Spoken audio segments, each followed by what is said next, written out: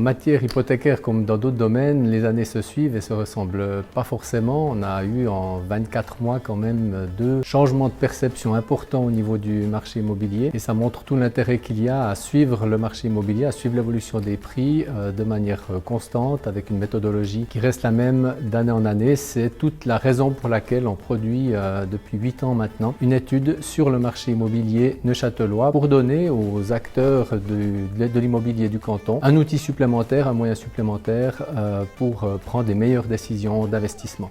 Après une année 2022 où on avait quelques craintes suite à la forte hausse des taux d'intérêt, au final l'exercice 2023 s'est avéré assez favorable pour l'immobilier neuchâtelois. Nous avons une stabilisation des prix dans le segment des villas, une légère hausse dans la propriété par étage. Et puis en ce qui concerne les appartements en location, on pouvait craindre une forte hausse suite à l'augmentation des taux d'intérêt.